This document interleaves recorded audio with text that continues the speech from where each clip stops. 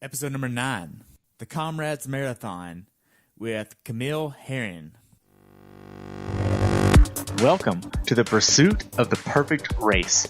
My name is Terry Wilson, and with each episode I bring athletes to you that share their experiences at races in order for you to find your perfect race. We will hear stories from athletes of all ages, abilities, and races of all distances. So regardless of where you fit in, there's something in it for you. Thanks for spending some time with me today. Now let the pursuit begin.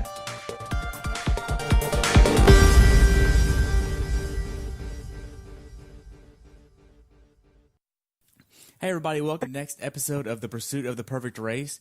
Today I have the honor and privilege of talking with 2017 Comrades Marathon winner Camille Herron. She's been an avid runner, and she is going back this year for the 2018 to defend her title down in South Africa. Thank you for joining me today, Camille. I look forward to talking about Comrades with you. Yeah, me too. It's a pleasure to talk with you, Terry. I really appreciate the time today, and we are, 70-something days away from the Comrades Marathon this year? It sounds like you're more on top of it than I am. I don't know how many days we are, but yeah, I guess it's 78 days now. Oh, man. So we'll be talking about last year's race, how that went. So how was your training going into that race? Gosh, I would say it was probably not the most ideal training leading up to a major race like that. I actually tore my MCL in the middle of March at a trail race. And so that happened 10 weeks before Comrades. And so this time last year, I couldn't run at all. And I mean, it was very heartbreaking, to have such a serious injury, 10 weeks before like my big goal race. But, knowing what I know, I mean, I did my master's thesis on enhancing bone and muscle recovery. And I'm very fortunate to have a very good medical team around me here in Oklahoma City. And so we really got aggressive, with trying to rehab my knee and get me back running. And so I basically took 2 weeks off after I had my knee injury. And then I started trying to run again. And I had to start back with walking before I could even run. And so I had 2 weeks off, and then I had 8 weeks to train for Comrades. We basically made every single day leading up to that race count, trying to be really cognizant of how I was feeling every day, ultimately, if I had the perfect buildup, I probably would have trained a lot harder. I probably would have done longer, harder training runs and such. But we had limited time, and we had to be really careful with my body and making sure, I was recovering okay and that I wasn't breaking down leading up to the race. So, it's almost kind of like this perfect storm where, if I probably went into the race a little bit fresher and more undertrained than I would in the past. And so I think that was kind of a benefit that I had going into, over other people that might have, had a harder training plan leading up to it. So. Now, did you hit like certain long distances? Yeah, like I said, I got to give credit to my husband. So my husband coaches me, and this was a very unusual build up to a race, and I got to give credit to him because he helped to cheer me up, and we were very cognizant of how my body was feeling every day, and so. I mean, I had planned to do, certain workouts or certain long runs leading up to it. And my longest training run that I did before it was only 20.5 miles. So, how do you go, from having done a long run of only 20.5 miles to, running 87 kilometers, which is, 54, 55 miles. Yeah, and so yeah, I think it's amazing what your body can do, just with how do you make that leap, from only having done so much. And I think it really helps that my body was probably fresher going into the race. And like I said, I I was very enthusiastic. I felt good. My energy felt good. My mental and emotional state was really good. And things just started to kind of come together. Maybe about 6 weeks after I had started back running, I started to feel pretty good. And so we actually hadn't booked our plane tickets for the race until like 2 weeks before race day. Really? And so, yeah, it's crazy. I know. So I did a workout. So I do a lot of heart rate training. And I had done a workout 2 weeks before the race where I did some pacing at race pace, which for me would be about 80% of max heart rate. And so when I went into doing that pace work, like I saw that my pace was pretty quick. It was like I was just floating along. Like to go at that pace felt really comfortable for me. And so Conor ended up booking our plane tickets that weekend. So. Wow. So you didn't now you were already registered at the time, I would assume? What's that? You were already registered for the race, but you just hadn't gotten your flights yet? Yeah. So we hadn't booked our plane tickets yet. And so I ran for a club team, the Ned Bank Running Club, and so we already had our hotel. I think they had a block for our team and such, but we hadn't booked our plane tickets because we just wanted to make sure I was ready, that, I wanted to be able to contend for the win and, be a top contender. And so, yeah, it was a really hard process going into that race, because every single day we had to make it count and we had to be cognizant of how I was feeling. And so, things just started to come together after about 6 weeks. And so I have to be really grateful that, it was like I had the blueprint now, how to win Comrades. Like, it was pretty incredible. So, I mean, I'm sure most people don't even realize that you had that big old block in time where you couldn't even run and you had surgery. Yeah, I didn't have surgery, unfortunately. So I guess it was, I had like a partial tear in my MCL, so it wasn't a complete tear. And I think that they said that even if I had completely torn it, the MCL is one of those ligaments that I guess is not quite as bad as if you tore your ACL or your LCL. So yeah, it was okay. That I guess if you're gonna tear a ligament, you might as well tear your MCL because that's like the one that's got the best prognosis. So right. So whenever you actually got ready to go down to South Africa, you went from, I would assume, OKC to Atlanta, Johannesburg, and Johannesburg into Durban? Yeah, I'm trying to remember the timeline of our trip because I want to say that I think we had to break it up because it's a pretty long trip. And my husband's from Ireland. He's from Dublin. And so I think we broke the trip up and went to Dublin maybe for a day or two, and then from Dublin to Johannesburg, and then Johannesburg to Durban. So yeah, it's a pretty complicated trip if you do it. But yeah, if you can break it up and, maybe stay like at a good airport, maybe like Frankfurt or somewhere in Europe, it makes it a more manageable trip. Okay, so how long, what day of the week did y'all try to get into South Africa on? Yeah, so that's a good question. I mean, I've traveled quite a bit and raced a lot internationally, and for me, like, I want to get to a race, for every hour, ahead that the location is, that like I think South Africa might be like 7 hours, so we like to leave, about an hour or about a week before the race. So I think that we left on maybe a Saturday. I want to say we left on Saturday or Sunday, or no, actually we may have left on a Friday. I'd have to look at that. But yeah, we basically flew like a week before in advance, and we flew to Dublin, and then I think we were there like a day or two before we flew to Johannesburg. But yeah, I mean, that really helps. I really like to feel like I get adjusted to the time change, and that, it really helps my body to feel better overall. So yeah, I definitely recommend people, try to leave too late and too close to the race. Try to give yourself some time to adjust to that time change. So, did you have trouble getting used to the time zone there in South Africa?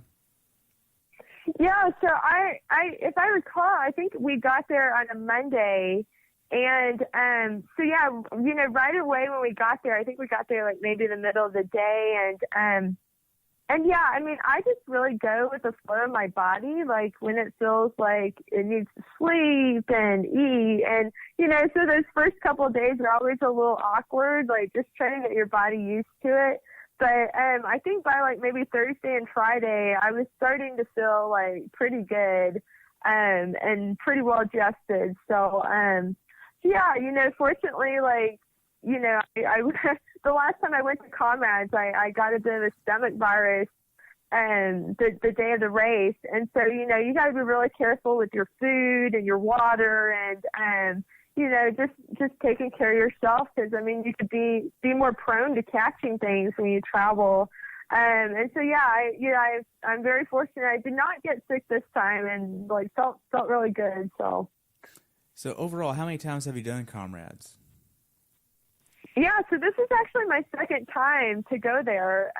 So my first time was in 2014, which was supposed to be my second time, my second ultra.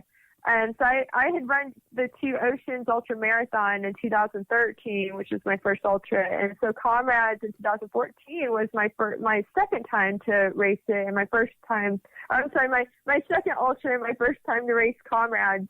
And so yeah, like I had a really bad stomach virus, and it was a pretty scary situation because I tried to run the race, and I just thought I was really badly jet lagged. And I did not feel well, like, for about a day and a half, I just wasn't feeling well, and I felt like I was bedridden and getting, like, night sweats and such, and I didn't realize that I had a fever, and I just thought I was just, badly jet lagged, because I'd actually gotten to the race on, like, a Thursday, and the race was on a Sunday. And so, I just wasn't feeling well, and I just, between the jet lag and having a stomach virus, and I wasn't feeling well, but I still tried to run the race, and I just thought, my own mental will and my physical fitness, could overcome how I was feeling. But I made it 83 kilometers of the 89-kilometer race. And I was having GI issues the whole time, and I was in like fourth place, and I think I moved back to fifth place. And so I passed out. And I hit the concrete, and I had a concussion, and I ended up in the ER. And I remember when I woke up, I didn't know where I was. I had like lost my memory, and it was really, really scary. Like, being in a foreign country and wake up, you don't know who you are, where you are, and how to communicate with the rest of the world. Like how it was really, really scary at the time. Conor, so my husband my husband has only just the past year been traveling with me to my races, and so for a good part of my running career, I've been traveling the world by myself and doing things alone. And so, yeah, I ended up in the ER and, didn't have any contact information or anything. And fortunately, I had a teammate. Well, it was unfortunate for both of us, but it was fortunate that she was there. And I had a teammate from my running club over there that she had actually had a health scare, and she was in the ER as well, and she was across the room from me. And so she was basically my lifeline that day to be able to get back to where I needed to go and be taken care of and such. So yeah, I got really fortunate that, in fact, ironically, my teammate who was in the ER with me, she ended up winning Comrades in 2016. Wow. So she won it the year before. She won it the year before I won it, and then I go out last year and I win it. So it's really cool now, to think of what we've overcome to be able to win that race. So now, last year was the up year, and this year's the down race. Has your training been any different going into this race this year? Gosh, I have to laugh because I had a bit of a health scare here. My race last weekend, and so I've been resting this week. And we were just saying, we've been in this boat before last year, with my knee and having to rest for that. And we're a little bit luckier this year because the race is a week later. And so we've got another week to play with, as far as building my fitness back again.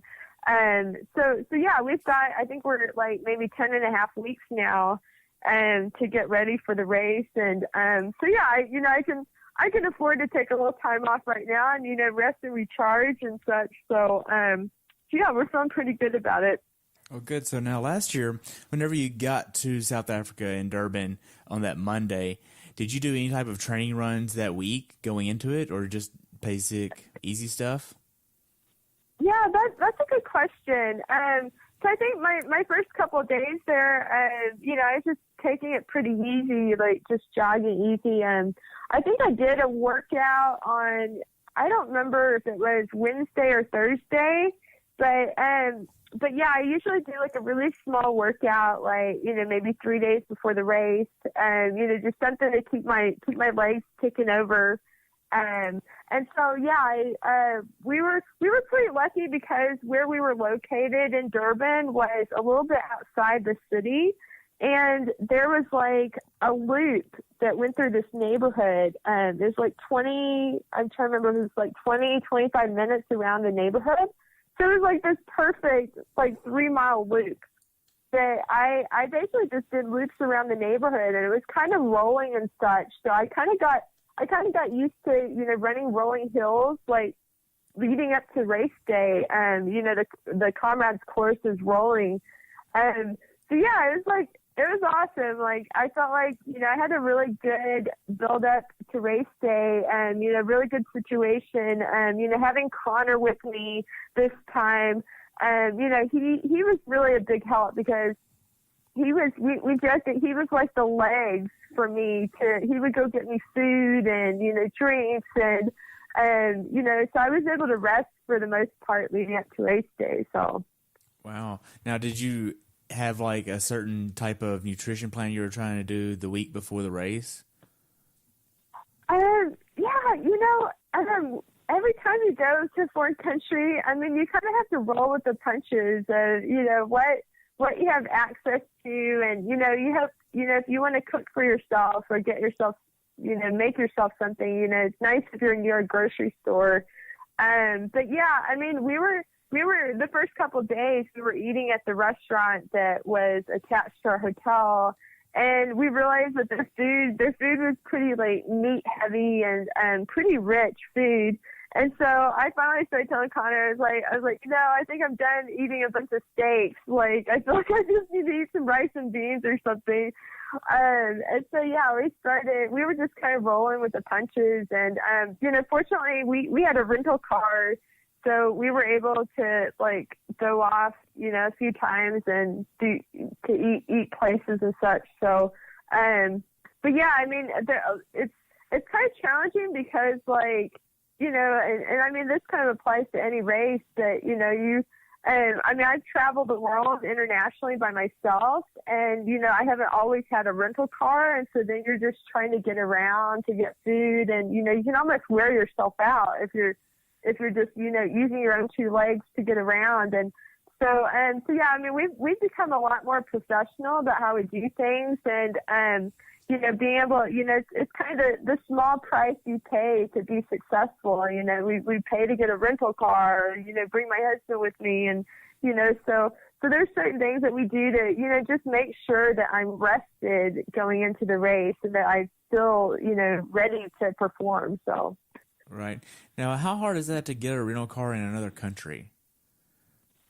It's not that hard. I mean, it's like just about any airport, domestically. I mean, they've got rental car places right by the airport, and so, and yeah, it's actually pretty affordable. Like, a lot of things are, I guess there's kind of pros and cons with any country that you go to, that some things are more expensive and some things are cheaper. And, So yeah, South Africa was pretty affordable, and yeah, it's like, you know, we've been there a couple of times now, and so it's a nice place to visit and such. So yeah, it's pretty easy. You said you stayed in a hotel. What hotel were you at? Yeah, so we were kind of on the outskirts of Durban. So like downtown Durban is where the race finishes. And so we were probably maybe 15, 20 minutes from downtown. So yeah, so we, it was kind of nice though, because I guess it was maybe a little bit safer, and like we had like a residential area near us. And so I was able to like run around the residential area and you know, feel pretty safe. And, so yeah, we were like north of Durban, but yeah, the race itself is point to point, and so like, you know, we had to drive. Well, actually, yeah, because the race last year started in Durban and then went up to Pietermaritzburg. So Pietermaritzburg, you know, so what did I say, like 55 miles or whatever. So yeah, so this year it's going to be starting in Pietermaritzburg, and so it's going to be a little bit more of a drive. But I think the night before the race, we're planning to stay up in Pietermaritzburg. So yeah, we're not going to make that drive the morning of the race, which I know can be kind of stressful. So. Right. I know they offer some shuttles. I'm really blessed that I'm part of the Nedbank Running Club over there, and so we have our own shuttle system of shuttling the top athletes. But I did it in 2014, where, you know, we had to get up at like, oh gosh, it was like 2:00 or something like that, to drive up there and such. And so yeah, we're gonna stay at a hotel up there this time, so we don't have to compromise our sleep like that again. So. Oh, good. So now then, going into it, as far as the travel and logistics part, what was the biggest hurdle you had to cross with the logistics part? Biggest hurdle with logistics. Yeah, I mean, it's really complicated because, I mean, this is a really big race, and and going to Africa, like, I mean, Comrades is like their Olympics, and so yeah, as an elite, and I mean, I'm pretty comfortable with this, like how they kind of shuttle us around as elites. You know, we have to get up extra early on race day, and they have to take us to a place, and we only have so long to warm up, and then they have to take us to the starting line.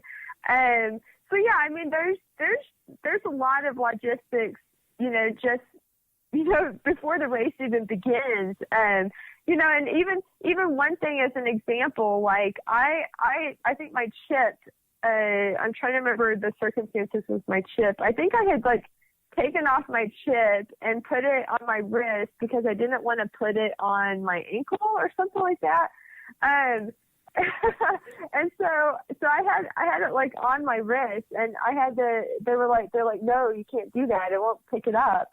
And so, like, I had to, like, cut off, like, the wristband I'd put my chip on and then, like, put it, like, around my shoe or something like that. I mean, you know, I tell you, every single race I've done, like, there's some sort of, like, drama, like, before the race even begins. And so, you know, I've learned to keep my cool and not get stressed out by things, because I know that stuff happens. It's, like, random. But yeah, I mean, you know, you're even trying to go to the restroom before the race, and of course everybody's trying to go to the restroom, and you know, just things like that. You know, that you're just trying to keep your cool and stay really chill and not get stressed out by anything. So. Right now, so on race morning last year, what time did you actually get up? That is a good question. My gosh, you're making me reflect back on things. But yeah, I tell you, I mean, it's hard enough, you know, to sleep before any race. And, you know, fortunately, like, I think it really helps that I had pretty good sleep going up to race day. Like, you know, that whole week, like, I was pretty relaxed. And, you know, my husband was being the legs to go get me everything and, you know, make sure I was resting really well. So I want to say, like, I mean, I probably got up like 30 to 45 minutes before we had to leave from our hotel. And yeah, and so I don't remember what time the race starts, but I usually, me personally, for any race, I like to get up about 2 hours before the race starts. So, I want to say, we probably had to leave like 2 hours before the race started this time. And so, yeah, I might have gotten up like 2.5 hours or so before. And I usually time it that I have my breakfast about 90 minutes before the race starts. So I think I want to say that I took a coffee mug with me to have my coffee, because we had to leave so early to get there. So I took a coffee mug with me, and my usual breakfast is coffee with a lot of sugar, a Cliff Bar, and a banana. And so I had that 90 minutes before the race starts. And so, yeah, the elite athletes, we were shuttled to a building where we were just like hanging out and such. So, yeah, it's like, being an elite athlete has some really complicated logistics, but I'm used to it. It's part of what I do. So, yeah. Now, so you get to the race venue where the race is actually going to start, and I'm sure it's already packed with thousands of athletes getting ready to run. And I remember seeing, because I watch this every year live from my phone, wherever I am. I think the last 2 years I've been on the lake, so I make sure that I wake up early in the morning to watch the start line. It's just so amazing. And I remember sitting there watching, and I'm like, oh my gosh, this girl has her hair down, and she's just sitting here like in the moment absorbing everything, and everybody else is like so stressed out and nervous, and she's just like sitting there singing. I'm like, yes, that's perfect.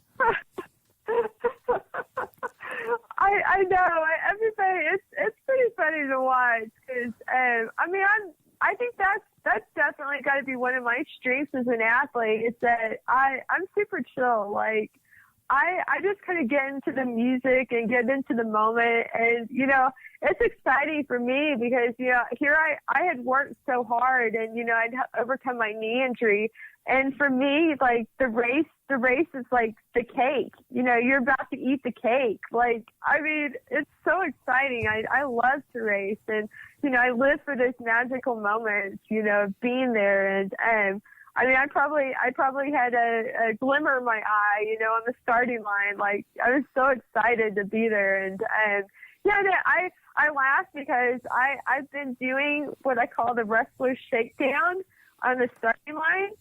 And ever since high school, like, I grew up watching Rocky movies, and watching my dad taught all this kids how to wrestle, and so, like, I've always done, I picture a boxer, in the corner, doing the wrestler shakedown, and so, like, that's always kind of been my way of relaxing and flipping the switch, before the gun goes off. And so, yeah, I was on the starting line, dancing to the music, and, just really kind of absorbing the energy around me, and, using that to help, fuel the race. So. Yeah. And so for the people that don't know, I obviously know the whole schedule of events that morning because I've watched it so many times, but they sing Shosholoza, then their national anthem, and then Chariots of Fire, and then they do the Rooster Crow right before the gun. And yeah, how was that? Like, the last 3 minutes before the race started, were you like trying to get in the zone, or just keep absorbing the energy? Oh man, it's so exciting.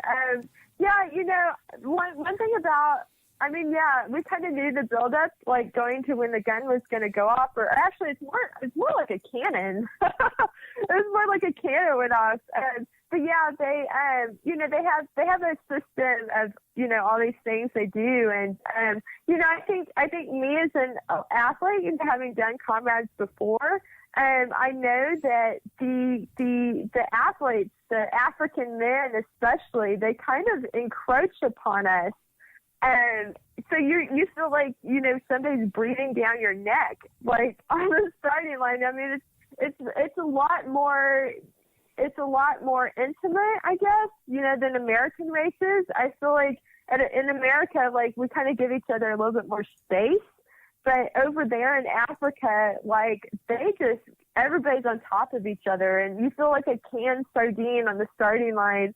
And so for me as an elite athlete, when it goes off, I'm trying not to get trampled, to fall and get trampled, and I'm trying to stay upright and take off. And so, yeah, I knew that it was going to probably go out pretty hard, and that's actually a benefit, to try and separate yourself from having, people trampling you. You want to kind of go out quick. So I anticipated that. Like, I knew I had to be really careful not to fall and get trampled. And so fortunately, it was a pretty good start for me. So. Wow. So how were the first few kilometers last year? Because I know everything is in kilometers there, and they do a count down instead of a count up in distance. Yeah. I knew that the race was going to be in kilometers, and I knew the first mile or so was going to be pretty flat, like just winding in downtown Dublin, or Durban. I'm sorry, Dublin. I was at Dublin. Durban. So I knew, it was going to be like a mile or so, pretty flat in Durban, before it would start to climb. I raced by effort rather than pace. And so for me, like, I had no idea what pace I was going at. I just knew that I was probably going to get a quick start and that it was going to start climbing. And I was mentally and physically prepared that it was going to be climbing, and I needed to be comfortable with that, the stress of knowing I had this long climb ahead of me. And, I just think my preparation was really good. As far as my preparation, we have a place in Oklahoma called Mount Scott. I mean, it's our closest mountain that we have here in Oklahoma. It's about 90-minute drive from us. And so it's a pretty steep grade. It's about 8 to 10% grade hill, and it's about 3 miles long. And so I feel like mentally and physically, like, Mount Scott helped to prepare me really well for what I was going to experience at Comrades with this long 40K climb that we had. So. Right. So you get to the first real hill. Yeah. Which was Cowie's that year, right? Because you're going backwards. Yeah. So it's, they've got a couple of, if they name a hill, that it's a pretty significant hill. Right. So they have a couple of really significant hills that, kind of different stages of the race. And for me personally, I wasn't thinking about the names of the hills. Like, I wasn't really thinking about the stages. For me, looking at the course profile beforehand, I knew that basically I had a 40K climb starting out. And so in my mind, 40K, that's a marathon. Like, it's just a steady, hard grind up this hill. And so in my mind, like, I'm thinking about, I had mentioned how I do heart rate progression runs at 80%. And so in my mind, I'm focused on that effort that I give in my training. And I knew, because it's climbing, I knew that my heart rate was probably going to be, elevated beyond, what it would normally be in training. But me personally, I was just focused on being comfortable and being in that effort that I'm giving, and just using the energy around me to propel me up that hill. So I'm very fortunate that there were a lot of men. And so a lot of the men over there, they like to get around the top elite women. Because, we've got a television camera, like, right on us the entire time. And so they're, you could call them the TV runners. You're trying to get on TV, and they're trying to pace with me because they know that the top women are going to run low 6 hours, to 6:45 or whatever. So, yeah, I had a lot of men with me, and, that really helped to propel me up this massive hill that we're climbing. So now that's one of the pictures that I've seen on your profile, right, that has you just surrounded by all men, it seems like, and there's not even another woman in the picture. No. And I looking back at my split, I got a pretty quick start. Like, I was really focus on myself and my own race and trying to get the most out of myself. And so yeah, it was never in my mind really that I was thinking about the other women in the race. I just knew that, you know, just based on my training, you know, those couple of weeks leading up to it, that I had a shot to win. And so yeah, it was just me and a bunch of African men the whole time. So wow. Now then, I know the aid stations along the course, they're a little bit different than American marathons because they have the water in what they call sachets, and yes, it's a little bit different. How are those? Yeah, that's a great point. And so, you know, they use these sachets over there that, you know, it's almost like an icy pop. You know, we have icy pops over here that you bite into, and you know, for your ice pop. So yeah, this is a sachet of, you know, they use water and sports drinks in the sachets, and you know, the aid stations are pretty frequent. And I mean, I've been doing all these trail races, and so I kind of forgot, you know, that road races have, you know, pretty frequent aid stations, and so they're handing out these sachets, and I mean, it's really cool because, you know, you can grab the sachet and, you know, for me, I could stick it in my sports bra and, you know, drink it whenever I felt like I needed it and such.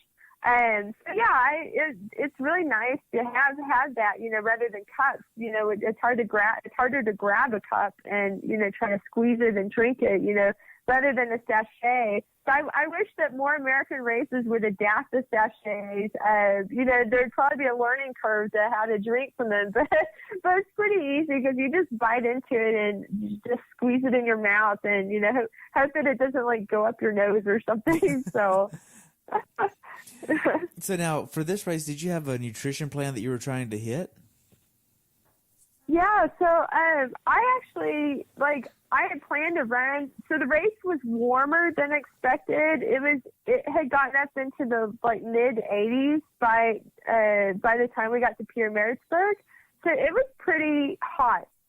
I mean, you know, I laugh because I hear my friends, you know, complaining about Boston or Chicago being hot every year, and I'm like, well, let me tell you about Comrades, because you know, to go run, you know, 55 miles, and it's up into the mid 80s towards the end, and so it's pretty hot. So my as far as my nutrition and hydration plan, I had planned to run with my own fluid bottles, and so I had water and sports drink on me. And then I plan to take a gel with water every 30 minutes. And then I was going to be sipping sports drink in between. And so yeah, and I totally forgot, you know, what road races are like, that, oh, you know, I've got these sachets too, you know, so I probably carried more than I really needed. But at the same time, I mean, that's kind of what I've gotten comfortable with for races, you know, having my own fluids on me and being able to drink when I need my drinks and such. And so I was really lucky that my husband and my team were able to crew me. And so there were points along the race. I think it was starting after 20K where it was about every 10K, I was able to see my husband Conor, and they were able to get me to trade out my bottles that I was carrying. So yeah, it actually worked out really well. I know it was a little bit frantic and crazy for my husband, trying to get to all the aid stations. You know, I mean, we're going at a pretty quick pace, and there's something like 500,000 people along the course.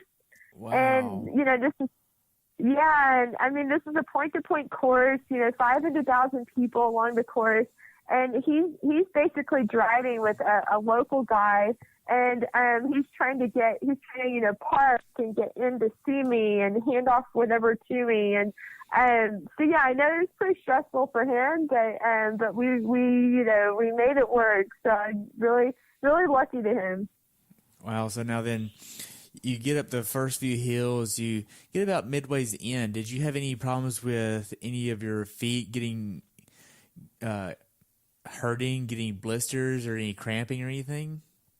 Yeah, that's a good question. So, I mean, fortunately, you know, the course being mostly uphill, So, it alternates either being the uphill course where you're climbing more than you're running downhill.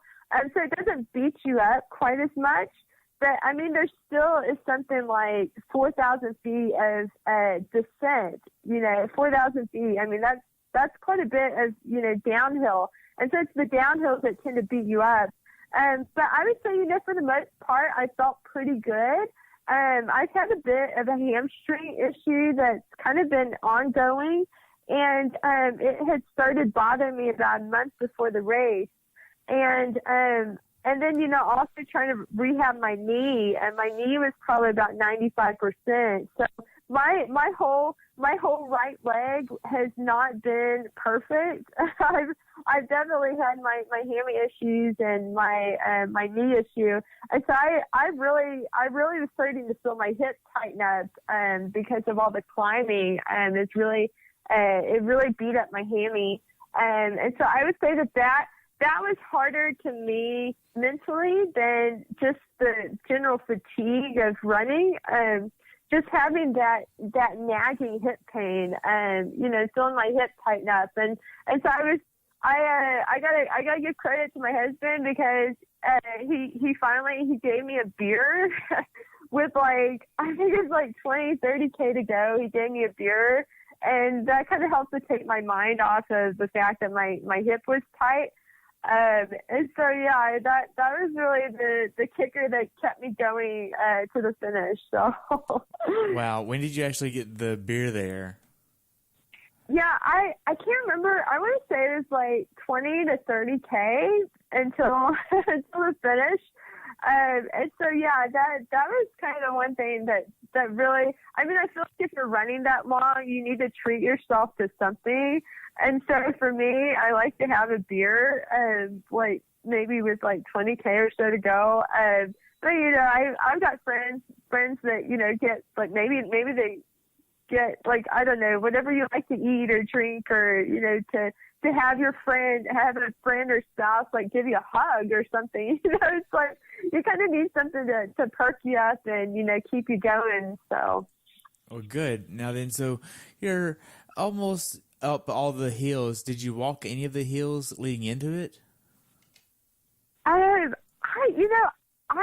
having watched a lot of videos of past races. I know that a lot of elites do walk the hills, but in my mind, I've learned to be able to control my effort so that I don't recall having to walk any hill. And so I was really pacing myself pretty well and trying to make sure I didn't overstep that line of, putting my heart into the red zone and such.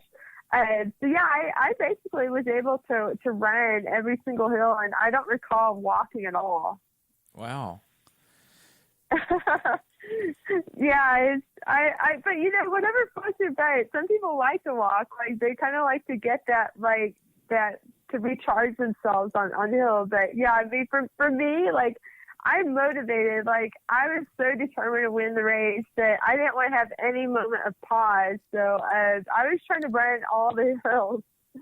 Right. Now then, the last big hill that you had to go up last year was Polly Shorts.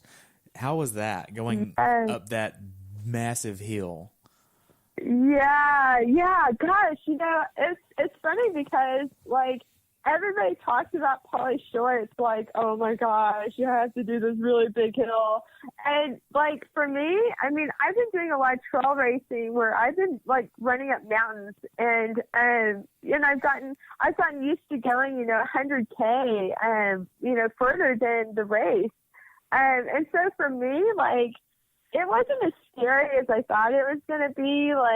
I felt like even, my Mount Scott, I do my training at Mount Scott, and it's massively steep there. And so, yeah, I feel like it wasn't as bad as I expected. But at the same time, it was pretty exciting when I got to the top of it, because I knew, after they say that, if you're leading at the top of Polly Shorts, that the statistics don't lie, that you're probably going to win the race. And so I knew when I got to the top of Polly Shorts that I was pretty excited, because I knew it was 10K, mostly downhill after that, and that, it's pretty smooth sailing. So I I was pretty stoked. I felt like I was going to win it when I got to the top. Wow. So now, at what point did you realize you were actually in the lead of the women's?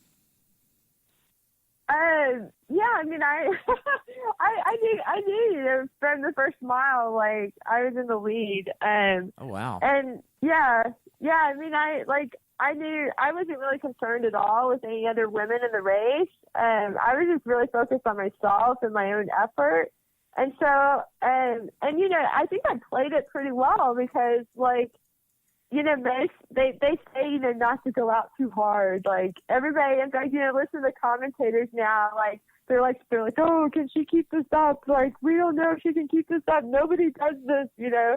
And so, like, I kind of like bucked the trend of, you know, going out hard and, you know, leading from start to finish. And, you know, for me, like, I mean, I like to be in the lead. Like, I like that kind of pressure.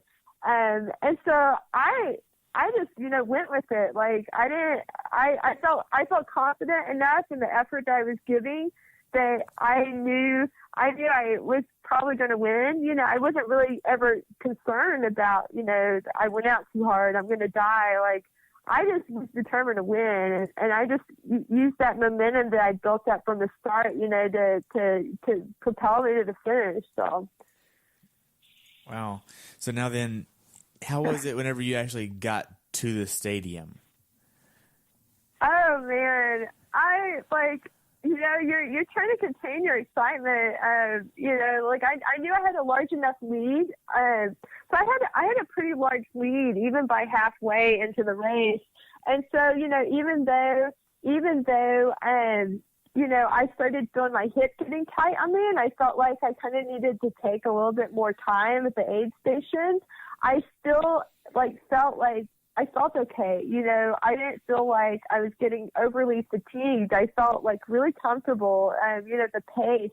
And so really, like, I didn't feel like I felt like my actual running pace was still pretty fast. It was just, I probably lost a little bit of time from spending time at the aid stations a little bit more. So I knew, you know, by the time I got to the stadium, like, I had a large enough lead that I knew I was going to win. Like, I wasn't concerned at all. And so, so yeah, I have a pretty epic finish. Have you seen my finish? Yes, I've seen it, but just in case you want to see the finish line picture, you can just go to her website. It's up there with all the other amazing pictures. But go ahead and describe that in your own words. How was that?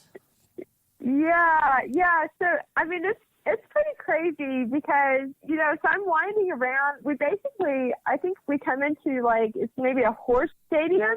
It's like some sort of, like, racing stadium where it finishes. And so we're winding around, and I come around the corner and I see a timing mat with an arch. And then there's a guy there that hands me a baton and a rose. So I thought this was the finish line, and I come across and I thought I was finished, and apparently not. That was not the finish line.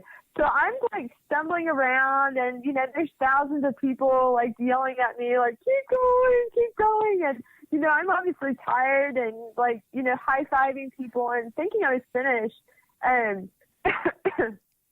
But that was not the finish line. And so maybe about 45 seconds to a minute passes, and then another runner comes up behind me, and he taps and he points, and he's like, you're not finished yet. You got to keep going. And so I take off in a mad sprint, and I mean, it's probably the fastest I've ever sprinted in the last 200 meters of a race. And I had to go around the corner, and then there was the real finish line. And so I get to the real finish line, and they shoot confetti, and yeah, I was like, oh my gosh, like, I can't believe that just happened. Right, and you're the first American to win this race. Yeah, so I'm actually the third American, but I'm the first American to win since 1997 when Ann Trayson won it. So yeah, it's been 20 years, you know, in the waiting for, you know, an American to win it again. So yeah, it's pretty amazing. Like, yeah, it's like one of those once in a lifetime moments of, you know, like, it was my number one dream race to win. And like, here I did it. It's like, oh my gosh. So You have a recovery process. What does that look like for you? oh man, it took probably about 20-30 minutes for it to all sink in. Like you said, I had to go.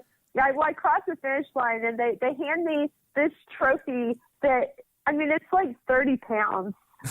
They hand me this, like, the caduceus, this, like, massive, like, gold caduceus, and I'm so tired, and they hand it to me, and I thought I was going to drop it on my foot or something. So it's really heavy, and so they're trying to help me hold this, and I'm kind of laughing. I'm like, oh, my gosh, why did they give this to me? And so, and then, the media, they're trying to take pictures of media and everything, and I started to feel like I needed to lay down, and they took me to medical and, checked me out and everything. And then I had to go to the media after that. And I think it was in the media is when it finally hit me what I had done. And I got pretty emotional in there, realizing, it's like, oh my gosh, I just did that. So yeah, it was really exciting. The couple hours after the race, and I had to go through drug testing, and then they took me to this place to go eat at, and like everybody, there were like all these former Comrades winners in this place, and they all have on their winner's jacket. So they give you a jacket when you win the race, and so you could spot all the previous winners from the race with their jacket. And so it's really cool because, like, I got my picture, met all these former winners, and eventually I ended up getting my jacket, and I was honored with my jacket. So yeah, it's really cool.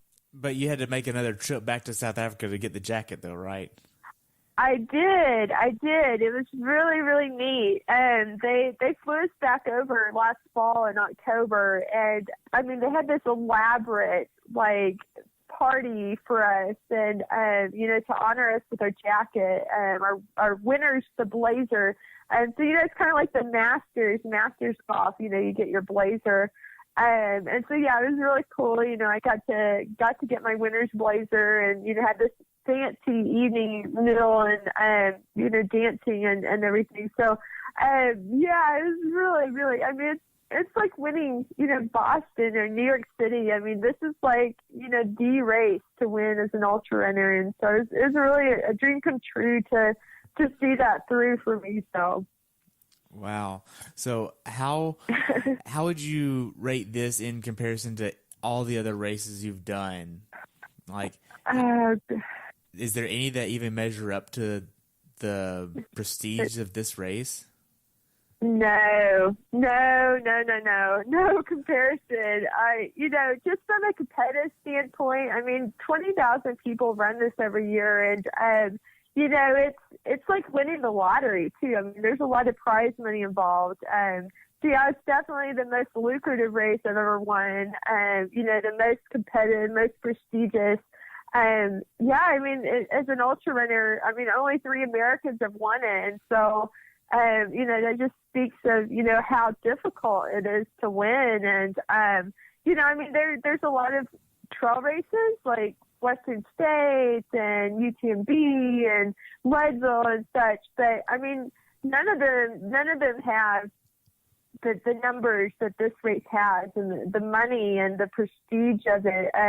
Plenty of Americans have won Western States, but yeah, it's an international field to go to Comrades.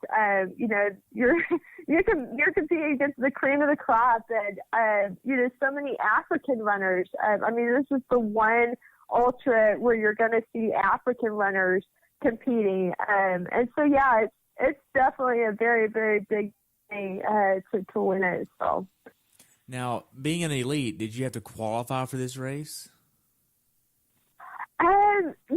I think that you do have to meet a qualifying standard, and I think like a marathon or beyond will qualify. I don't remember what I used to as my qualification. It may have been like one of my 100Ks or something. But yeah, like to qualify, I think you have to run. I don't remember what the time standards are, but they do have time standards that you have to hit to qualify. So, you know, I don't think it's quite as stringent as like Boston, but you have to run a marathon under a certain time to get in. So I think it's 5 hours. Oh, okay. Yeah, 5 hours. Whenever you got done with all the awards and everything on race day, did you come back and stay until the last finisher finished? Yeah, you know, it was really neat because we were like in the I said I was having like I was eating after the race and at this like the winners club and so yeah, we're in the winners club and we're like watching because they've got like the TV going and such. So yeah, it's really an emotional thing when the final runners start to come in, because you know they've got this time standard that you have to hit, you know, to become a finisher, and you know it's really emotional. I know that, like, I mean, I can only imagine, like, you know, if you don't hit that time standard, how like challenging that must be, you know, because you literally spent the whole day trying to run the race. I mean, it's a hard race. I mean, it's hard enough for me as an elite, you know, the amount of work that I have to put in to run what I do. But, you know, for a regular runner, I mean, you know, here in America, like, everybody wants to qualify for Boston, you know, or New York City, or, you know, that's just a marathon. Like, this is an ultra. Like, this is really, really far. And so it's really impressive, you know, anybody that, I mean, a lot of it, you know, it's just about the experience, really. And yeah, they have this time standard that you have to hit, but, you know, some people don't make it. But, you know, I mean, it's all about embracing the journey and, you know, being there. And I've met a lot of people that are like 20, 30 times finishers of Comrades. And I mean, that's incredible. That's incredible. I mean, I met a lady who had done Comrades 30 times, and I mean, she's like in her 60s now, and like that means that she's been doing it, you know, for a really long time. And I mean, it's just such a special event to the people of South Africa, and you know, it's like I feel like I can really respect that, you know, what it means to them, and you know, having been through it myself now and gotten to that finish. So it's just a really, really special thing. So now the cutoff is at 12 hours, and I've heard stories of where they actually shut the finish line down at the 12-hour mark, and no one else can finish after that. Is that true? Yeah. It's pretty crazy. Like, yeah, they just shut it down. Like, you can't finish. And I mean, I can't imagine the heartbreak, you know, of not being able to finish, and you know, potentially made it all that way. And but yeah, I mean, that's Comrades for you, you know. I mean, it's like they definitely have their standard of, you know, and they make it tough. Like, I mean, it's really, really hard to get there. So, but yeah. If you were to give a piece of advice to someone that's going to do this race, what would you tell them? I really think that you have to respect the hills and the heat of this race, especially the downhill course. So this year is going to be a downhill course, and you know, we're going to be doing my build up here really soon, where we're going to be going down to Mount Scott. And I mean, I'm probably going to put in like maybe 2 to 3 sessions down at Mount Scott. And, you know, you got to condition your legs for that downhill, because let me tell you, if your legs start to cramp on that downhill, I mean, I just remember seeing like everybody around me shuffling.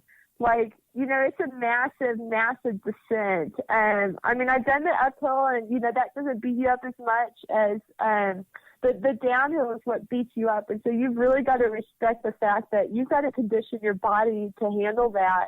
And I mean, it's a massive, massive descent that lasts like 40K. And so, yeah, you got to condition your legs properly. You know, do like 1 to 2 hard hill sessions a month leading up to the race. And then also the heat. And so, I mean, it finishes in Durban. And, so that's further south, and Durban is like right by the coast. So it's pretty humid down there. And, even though it's in their winter time, and they're actually having to race a week later this time, so it's going to be like further into their winter time. Most years the race will finish and it's like maybe in the 70s. But like last year, I mean, it was in the 80s when we finished up at Peter Maritzburg. And so yeah, for me personally, like, I mean, it's kind of beneficial that, we're in our spring and we're transitioning to summer around that time. But I mean, I'm doing a lot of my training at midday, and, just to get used to the heat and the sun and like what I'm going to experience. And so I really think people got to, be prepared for the heat. Like, don't be doing your training early morning time. Like, do some training at midday and get used to that heat and, and the hills. So. Nice. Now, I saw you last year wearing Nike shoes at the race. Are you wearing Nikes again this year? Yeah. I'm very fortunate that I'm sponsored by Nike.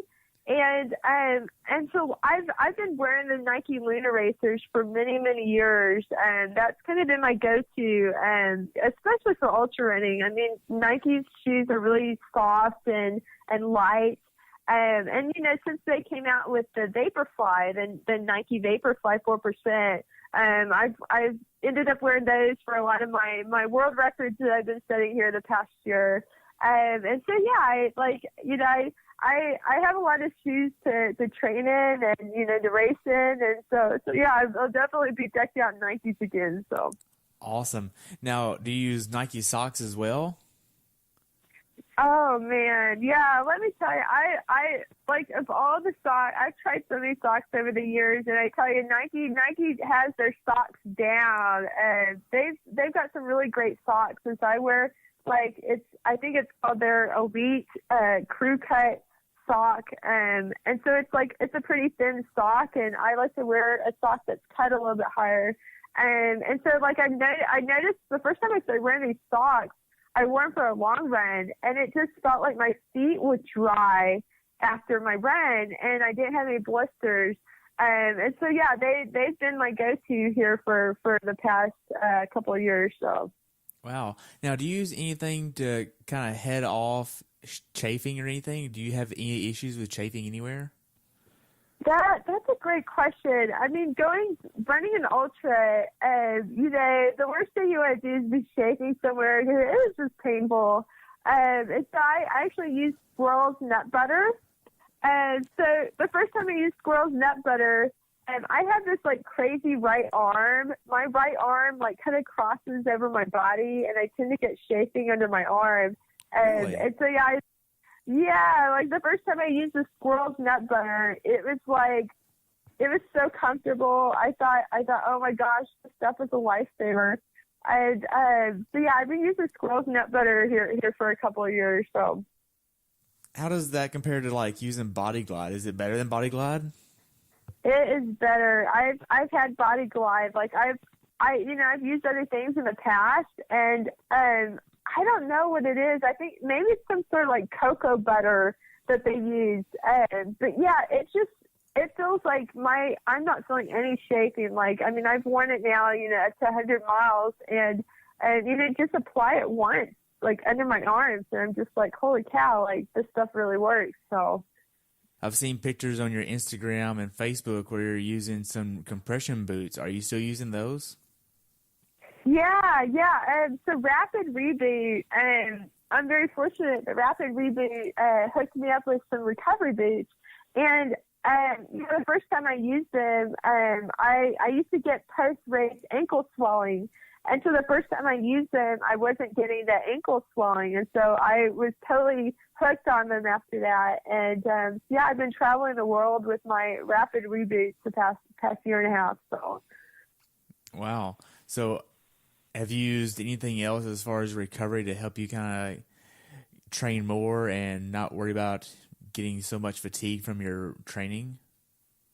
Yeah, and I've also got what's called the roll recovery. So like there's all kinds of massage tools out there, and I tell you, the roll recovery is like the one thing that it's different from everything else. Like it's pretty aggressive. And so yeah, I actually just got the new roll recovery, which it actually, because it works with like wheels on it, so it's almost like like the previous one was like inline skate wheels, but now the new one's a little bit different design, but it works on both sides of the muscle, so it will work both your quads and your hamstrings, and so it ends up being a more efficient, rolling tool to help your quads and such after a race. So, wow, is there anything else that you'd like to add? Yeah, I definitely got to give credit to my husband Conor. We basically committed ourselves to my running career here a year and a half ago. And, it's really paid off. Like, he really helps me to manage a lot of aspects of my running career. And, just to take the stress off of, the outside stuff around me. Just so I can focus on my running. So, yeah, he's been a huge help. But also my sponsors, Nike, Sword, Epson, Nathan, Rapid Reboot. I've got a lot of really great sponsors that, are giving me the tools I need to perform at my best. So, it's been great. Well, good. Now, as far as what's next for you, are you doing anything between now and 2018 Comrades? Yeah, that's a good question. I've had to take a bit of a break here the past week, and I had a bit of a health scare here at my last race, and so I think we're looking at taking maybe a step back. I had some races I was planning on doing, and I've got to make sure that my body is 100% and that I'm healthy and feeling good, and so yeah, I think we're gonna we might have a similar build up to what we did last year, where we really just have a focused period of training. But yeah, I'm hoping to win Comrades again, and then also bounce back and win Western States 100-miler 2 weeks after that. Wow. So I got two really big race goals in June, and so we're just going to try to make sure, that I'm healthy and feeling good, and, to bang out these really big goals. Wow. Now, if somebody wants to reach out and follow you, where can they follow you at? Yeah, I'm pretty active on social media, so I'm on Facebook, and I started a Facebook page so that more people can follow my running career. So yeah, you can like me at my Facebook page, and I'm on Twitter and Instagram at Run Camille. So yeah, it's really fun for me. I really like interacting with everybody, and I like sharing pictures, and like, it was really fun for me last year. Like, I shared, my build up to Comrades. And so, yeah, people can follow, what I'm doing. And, I'm about to get into Rocky mode here really soon. So it'll be really fun. Yeah. Now, I've seen the new singlet, something totally off track, I know, but you posted a run singlet. It was a Nike run singlet just a few weeks ago, and it was really awesome. Where can people get that singlet at?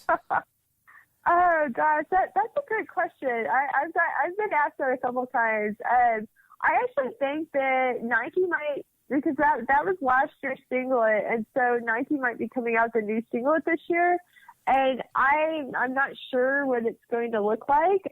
Usually they debut the new singlets at like Boston or London. So yeah, I don't think that my current singlet is going to be available to the public, but it'll be really exciting to see what they come out with here in the next couple of months. So nice. Well, I just want to take a minute and say thank you so much for your time today. I look forward to following you at Comrades this year and Western States. It's going to be really fun to track you along the way, and I would love to have you back on the show this year after Comrades. Totally. Give you a few weeks to recover after that, but yeah, absolutely.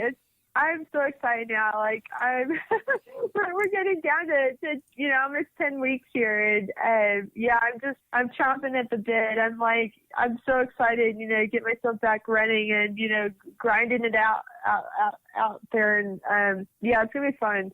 Now, one thing that I didn't ask, but did you actually get a bigger finisher medal than the rest of the finishers at Comrades? It's kind of interesting because they actually give me a gold, like real gold medal for being a top 10 finisher. Initially after the race, they give you a dummy medal, so they don't give you the real gold medal. And so I didn't get my actual real gold medal until we went back over there. And so yeah, I got the finisher medal that like everybody gets, and then I ended up getting this like actual gold medal. So yeah, it's one of those things to put in a safety deposit box. Well, do you have a picture of that?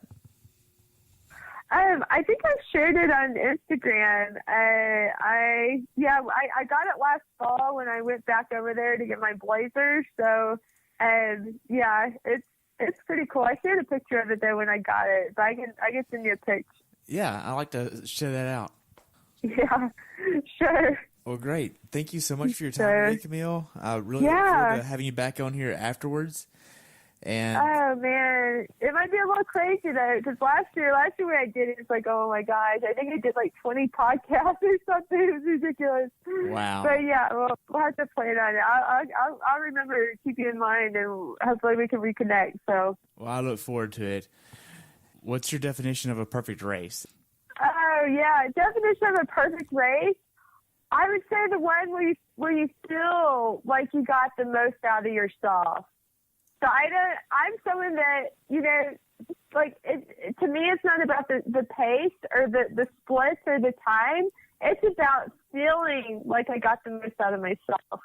So, I mean, I've had a couple of moments in my life where, the stars aligned and a lot of things came together.